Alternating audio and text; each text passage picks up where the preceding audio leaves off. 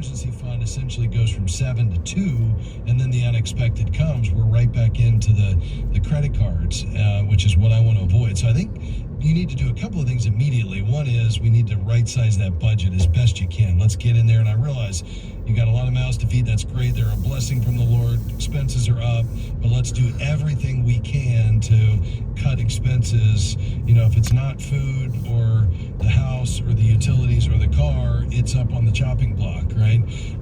And even food, let's look at ways to dial that back as best you can so we can right size this budget. And if you were able to do that and demonstrate to yourself that you could avoid those credit cards, and I'd say, all right, let's consider wiping out the car loan and then take that $350 a month or something close to it, whatever you have left, and then really start rebuilding that emergency fund. And then let's get that $15,000 into a debt management program through ChristianCreditCounselors.org. Get those interest rates down. You'd have one level monthly payment that fits into your budget, and you'd be able to pay that off 80% faster. I realize you've got one at 0%, I think, here based on my notes for another year. You could hold that one out, and that would keep it open. But I think the key is to get a longer-term strategy that you know that is going to get you on a track to get these paid off once and for all without the balance transfer game. So I think that's where I'd go from here. I'd just be careful about chewing up all that liquid savings because that's all you got. And so really this is going to come down first and foremost to what can you all do to get as close to right-sizing that budget as possible. Then we consider paying off the car loan, but we've got to have some margin because really you need to get up to 3 months expenses, and then you need to start thinking about saving for the next car so you can buy it with cash. So listen, all the best to you. I'd contact ChristianCreditCounselors.org, see what they can do to help, and then maybe go from there. Thanks for your call, Seth. That's going to do it for us today, folks. Thanks to my team, Devin Patrick, Pat Montague, and Jim Henry. Couldn't do it without him. Thank you for being here as well. Hope you have a great rest of your day. And come back and join us tomorrow. I'll be here. See you then. Bye-bye. The views and opinions expressed in this broadcast may not necessarily reflect those of the American Family Association or American Family Radio. 90.5 KTXG, Greenville, Dallas. Around us. That's why Christians need to stand strong on family values and morality. Hi, I'm Ray Rooney, editor of The Stand, a blog from the American Family Association. The Stand has timely, carefully written articles on relevant cultural issues that you can quickly forward to others. Visit afa.net/The Stand. This is American Family Radio, a listener-supported ministry of the American Family Association.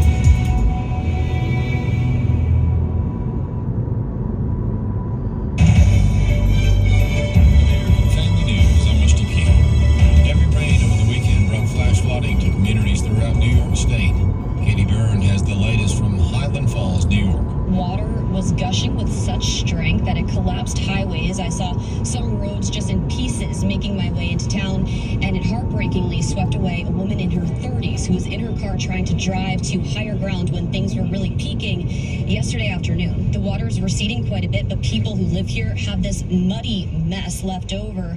These conditions really caught a lot of people off guard because they got about 8 inches of rain in 15 hours. Things peaked right around 2 to 3. That's when they took on about 3 inches an hour. Crews had to work through the night, at times using boats to rescue people stranded in their homes or cars. Forecasters warn more than 40 million people are at risk of flooding through tomorrow. President Biden's first stop overseas this week is the UK for a meeting with some of the country's top leaders. Alex Hogan is there with more. This is a very big day for President Biden here in England. He's currently about 25 miles outside of the city at Windsor Castle, where he is meeting with King Charles III to discuss one of the king's major concerns, which is climate change. This is his first official meeting with the king since the monarch's coronation back in May, which President Biden did not attend. The president touched down here in England yesterday, and as far as conversations here, Biden praised British Prime Minister Rishi Sunak in their 6th meeting in as many months, saying that he could not be meeting with a closer friend. More mosquitoes in Colorado testing positive for the West Nile virus this summer. Fox 31 Denver's Evan Krugel reporting. At the Arapahoe County Fairgrounds, a mosquito in a trap has tested positive for West Nile virus. marking the 4th Front Range county with a positive test already this summer. MSU professor Bob Hancock says Culex mosquitoes are the type that can carry West Nile, and while they typically make up a small portion of the mosquito population early in the summer, they're out early this year. In Denver, the city says roughly a third of the mosquitoes in their traps right now are Culex. Last year, Colorado led the nation with more than 200 cases and 20 deaths. And while no humans have reported being infected so far this year, Hancock says if there's ever a summer to be careful, it's this one. The new movie, The Sound of Freedom, was released last week and had an exceptionally strong showing. It's about a man who rescues children from human traffickers. And Steve Jordahl reports one ministry that is helping recover these kids in real life is hoping the movie shines a bright light on the problem. The Sound of Freedom stars Jim Caviezel, who also starred in The Passion of the Christ, as a federal agent whose heart is broken when he enters the seedy world of sex trafficking, hoping to rescue a certain little girl. You can sell a bag of cocaine one time with a child 5 to 10 times a day. God's children are not for sale. Steve Tybert of 8 Days of Hope says he could hardly sit through the movie because his heart too has been broken, but he did. Well, the movie is so well done, and I'm so glad that it's been attended, so heavily across the country, because this story needs to be told. The church needs to know this is real. It's happening in your backyard. The CEO of Angel Studios, the production house behind the movie, says about 2 million children will be trafficked in the U.S. this year. Tiber says it's everywhere. It's going to bring a lot more awareness that this is real.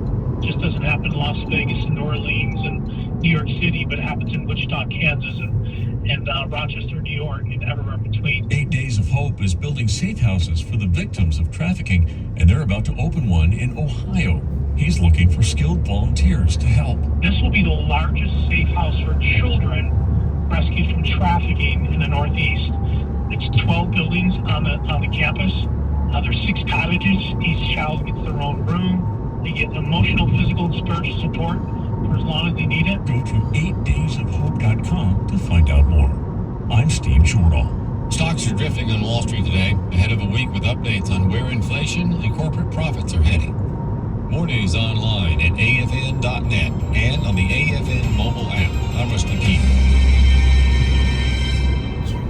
Forget about Facebook. The last 10 days we've been banned twice, and is unbanning a word? They put us under the ban. Christians and conservatives Don't need you, YouTube. Banned one day, banned again. AFR programs are now live streaming on the AFA streaming app. Now you can get shows like Today's Issues straight from the source. Put back on the next. just say unbanned. Unbanned. Just search AFA Streaming or visit streaming.afa.net to sign up. Welcome to Today's Issues, offering a Christian response to the issues of the day. Here's your host, Tim Wildman, President of the American Family Association. Hey, good morning, everybody, and welcome to Today's Issues on the American Family Radio Network. That's the name of this here show, the Today's Issues program on this Monday, July the 10th, 2023. Good morning, Fred Jackson. Good morning, Tim. Good morning, Chris Woodward. Hello. I want to thank everybody who were in town, who Came to town. came to town. I'm trying to get my verb right there. By came to town, I mean we had our annual Marriage Family Life Conference here in Tupelo over the last 3 days, and somewhere between 12 and 1,300 people, Fred, were in attendance. Yeah, and a lot of young people. It was a family conference, moms, dads, kids. Yeah, and we had a youth apologetics track, which is just very popular. Yes. And so this is a annual event. We'll be holding it next year. We'll let you know the dates, but make plans to attend if you can. And obviously, we welcome people to come by our studios, see our new place here. They get an opportunity here in Tupelo, Mississippi, where our home base is located. Anyway, that's the annual Marriage Family Life Conference that we just completed. So we'll be planning our 2024 one pretty soon. We're not going to skip a year. No, next year's kind of important. A few things going on. Duly noted, Fred Jackson. Jayla Ward, our intern, one of our interns for the summer, will be with us at the bottom of the hour. We look forward to having Jayla on. She's a student at Oral Roberts University. Yep. And interning with us here at AFA and AFR this summer. All right. Anything else we need to say before we move to the news? No, I think we're ready to move on. It's been another busy weekend. I'm not sure what Chris has for us this morning, was watching as President Biden, he is going to a NATO summit, but he stopped in England this morning. Mary of England. To have a meeting with King Charles. And pretty good for a Southern boy, isn't it? Yeah. Right there, what I did right there. Did you see how the Mary of England? Some were critical that President Biden did not attend the coronation of King Charles. Right. Other world leaders were there, right, but President Biden stayed home. So this morning there was kind of a little get-together. They had a parade, a military parade of sorts, where the president inspected the guard, I guess you would call it. How did the inspection go? Well, did they pass the mustard? Or pass mustard? Those guys with the big fuzzy hats, they are so disciplined. Straight ahead, do not move. And but I was watching this live this morning, and the president had a vacant look, like, am I doing this right? And all you have to do is kind of walk in front of these guys. And at one point, King Charles had to almost put his arm around President Biden to lead him back to the inspection area. And it was just one of those moments, once again, where you say, it's uncomfortable to look at the president and how he is looking and how he has to be helped and guided by someone else. We're seeing this on a regular basis. He also shuffles around. Yes. He really doesn't walk like he used to walk. And of course, as we've said before, if we live long enough, we'll all be there pretty much. You know, you get older and things happen to your mind and to your body that are inevitable. Rare that the person is able to go through their life, if you live into your 80s or 90s, without having those kinds of, what would you call them, age symptoms, I guess you could say. People get old. Affect you. Yeah. They all do. Yeah. So anyway, so the President Biden's going to meet with NATO? Yes, he is going to be in Lithuania. That's where the NATO summit. And this is an important summit, folks, because there are a lot of questions being raised right now about how much in the way of military assets the United States is giving Ukraine. There's a big story out there we may get to a little bit later in the program about these cluster bombs that now the Biden administration has approved to give to Ukraine. But there's also the issue, the debate over Ukraine joining NATO. Because if Ukraine joins NATO, that changes the whole game with regards to how much NATO countries can do for Ukraine. So there's a lot on the table at this summit. Chris, what do you know about this upcoming summit? Yeah, well, we've got a story on our website which you can read. I just shared the link here, and pretty much backs up everything Fred just mentioned there. Russia obviously would be hugely opposed to Ukraine joining the NATO body there. I do want to mention here the biggest item on NATO's agenda is what to do about Ukraine, which is what he just said. George W. Bush actually led this charge back in 2008, so it wouldn't be the first time a president has made a push for this, although it's much more timely that Ukraine would be part of NATO. Yeah. You know what? I don't know what to think about that whole situation exactly. I know that there are people that I respect greatly who some say we shouldn't be involved at all in the Ukrainian-Russian war. Others say, no, we need to side with Ukraine because Russia is a real threat. And one of my best friends says, well, the other day we were talking and he said, you know Ukraine provoked this, right? And the Americans. And I said, what? What do you mean? He said, well, basically, I won't get into all the details, but basically basically he was saying there was a lot of provocation on the part of the Ukrainians and the Americans in this war. So there's a lot of different opinions on this, and but the bottom line is, I think that the Americans and the American taxpayer, can we afford to just keep on giving billions and billions of dollars to the Ukrainian war effort, Fred? I know there was a story last week. We are now past 500 days in this war. And if you had to look at the situation today, is there anybody any further along? I mean, it's going back and forth and back and forth and back and forth. A loss of life, civilian life, particularly in Ukraine, military assets being depleted. The big question is how to end this now. Russia has no plans to back away from this. They are getting assets now from Iran. They are getting assets from China, even though I think the Chinese tried to say they're not, but they are. And now you have the United States, the President of the United States, Joe Biden, in a statement, a public statement, now saying, we're kind of getting short on our own military assets. He said that publicly, didn't he? He said that publicly. We have the audio here if you want to hear it. Where is it? What is this from? It's Joe Biden on television telling the world that the U.S. is low on ammunition. Clip 9. We're in a situation where Ukraine continues to be brutally attacked across the board by munitions, by these cluster munitions that have dud rates that are very, very low, very high, that are a danger to civilians, number one. Number two, the Ukrainians are running out of ammunition. The ammunition that they call 155 millimeter weapons. This is a war related to munitions.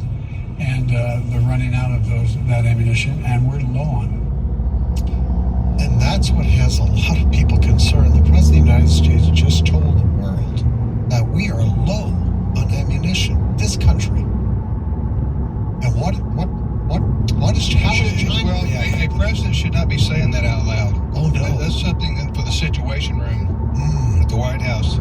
That's top secret information in my mind. I think the reason that this has continued, what did you say, for 500 days? Yes. Shows you that his response to it globally did not work, because remember he said we're going to go after the oligarchs and therefore we're going to take all the money away from Putin's war machine. That obviously didn't work, and we're still at war, or they're still at war.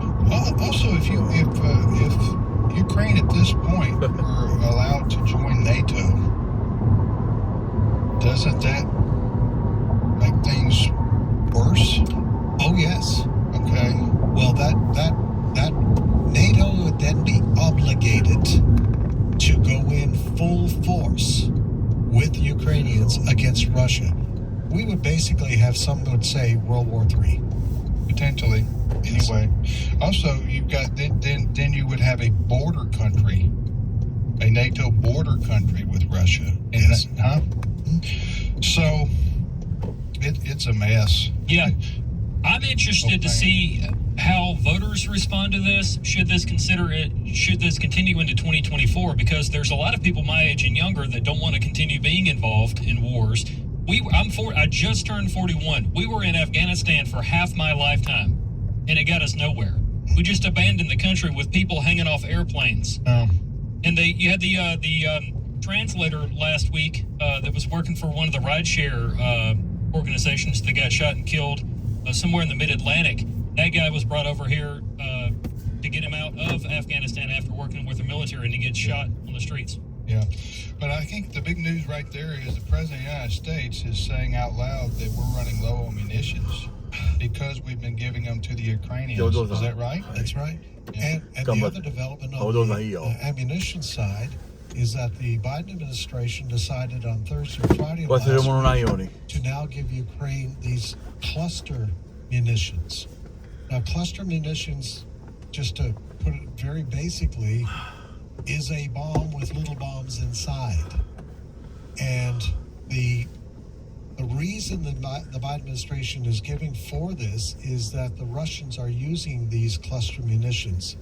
And you heard him say they have a very high dud rate.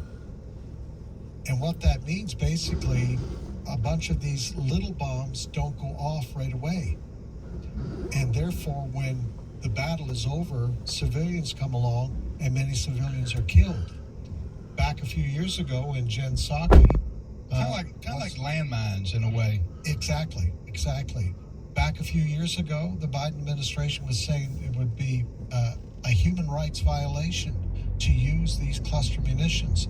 But now on Friday of last week, the Biden administration approved sending those to Ukraine. We do have some audio from Colonel Bob McGinnis explaining to us at AFN why cluster bombs are dangerous to civilians here. Clip 11. Have a large dud rate, which means that, they are embedded in the soil, and then when someone accidentally disturbs them, they could go off in a day or 2 days or a year or 10 years.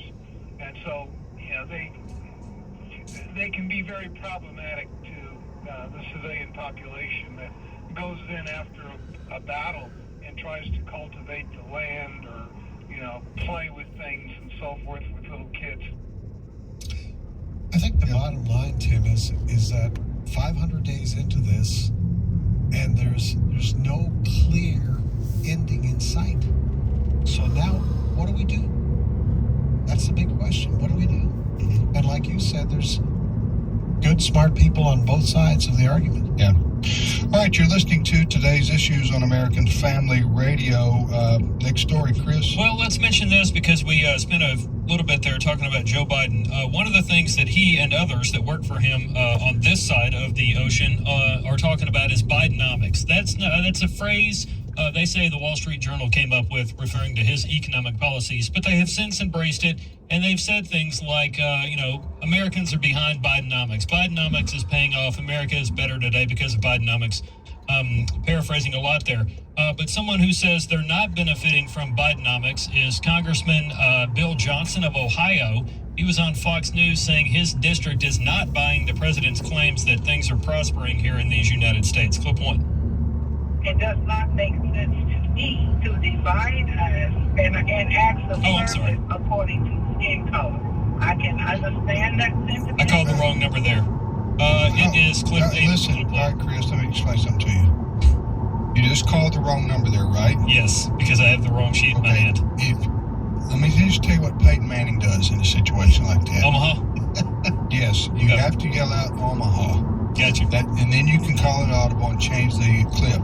So, Chris, live on radio, it's okay. We all make mistakes. You called out the wrong clip, thus Brent played it. Right. So the clip we heard was unrelated to the story.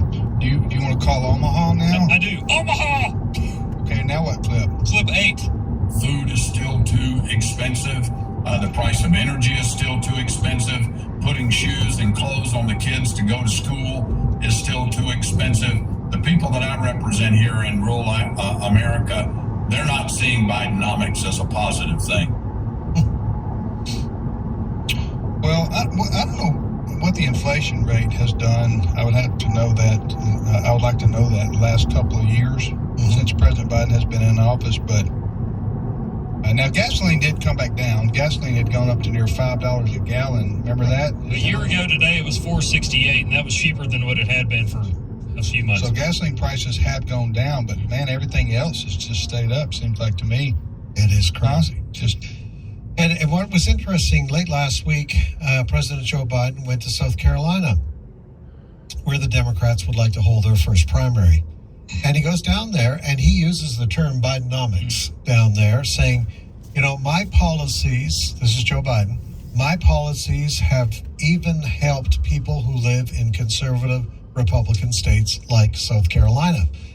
Well, the problem with that is you can talk about job creation and look at that number. But the reality is, when you look at the polls, the American people say economically we're far worse off than what we were over 4 years ago. Right. That's the bottom line. Yeah. And they're looking at grocery prices. They're still looking at the price of gas, which is still higher. The prices of, mortgage rates are up. The cost of buying a house.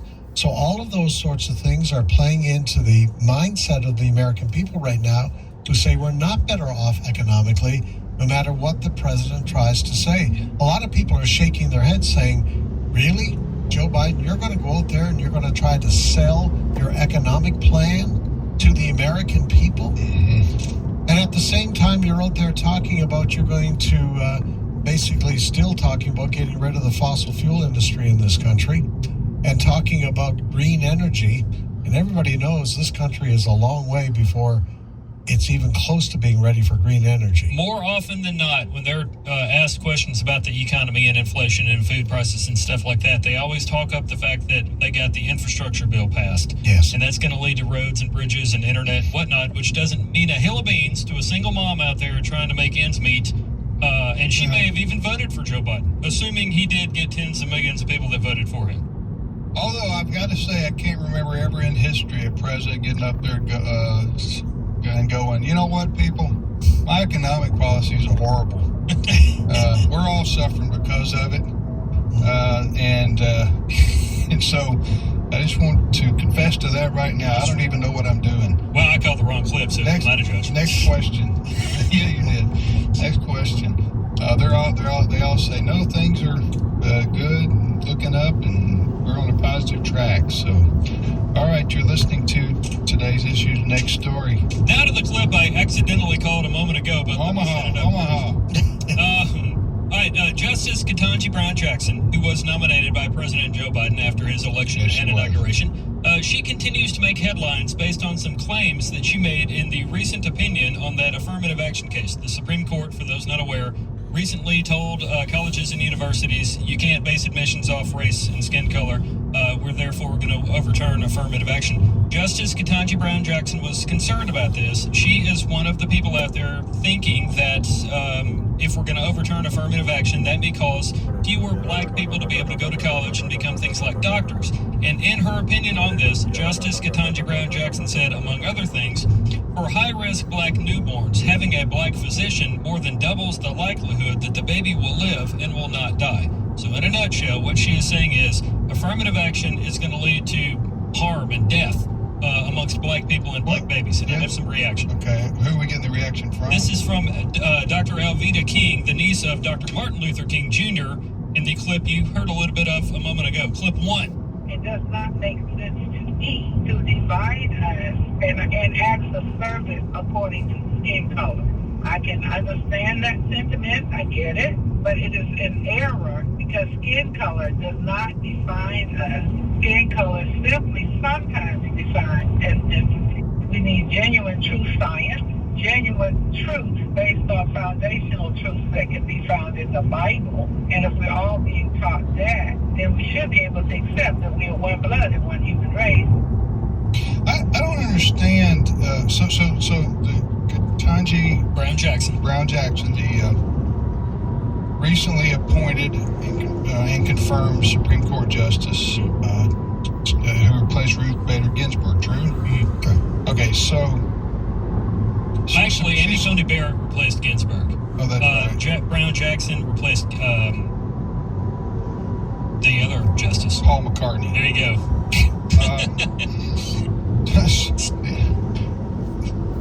Who's the other justice to be named later? I'm looking at it. Stephen Breyer.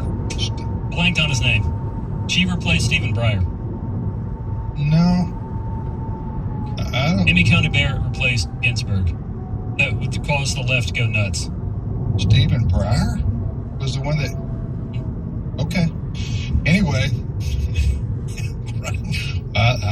Anyway, so there's been a lot of news in the last few years. Wow, and a lot of changeover in the Supreme Court.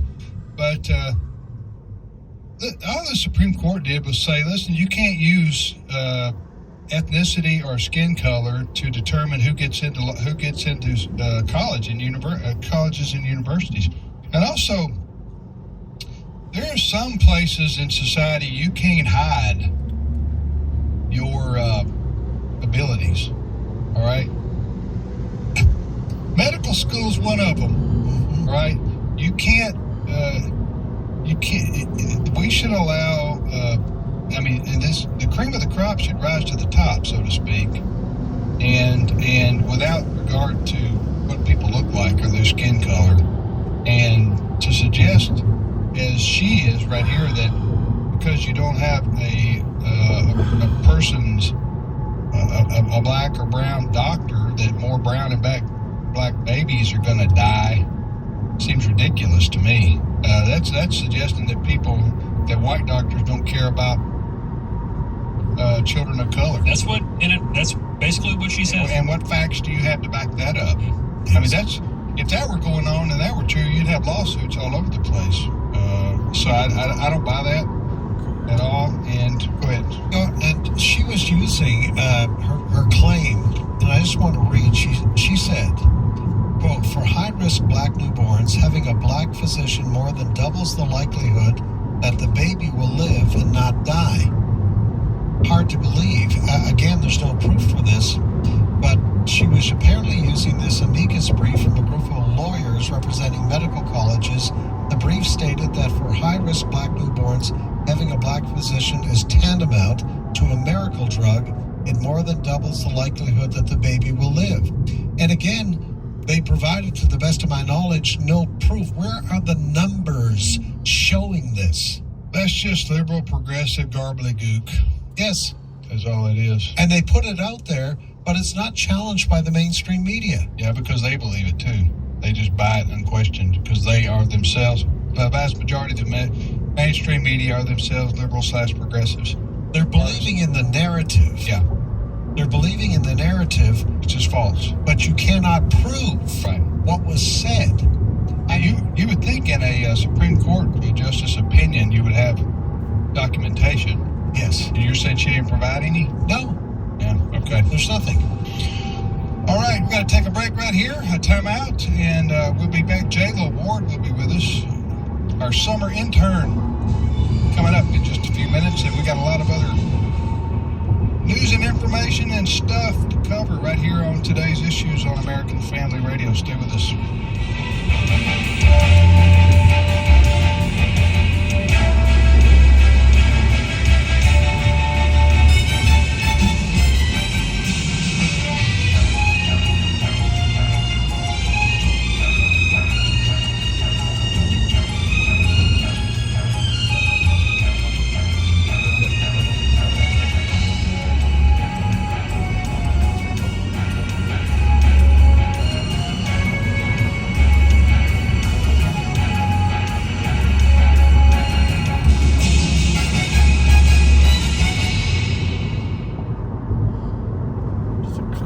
Prior to birth, children need our help.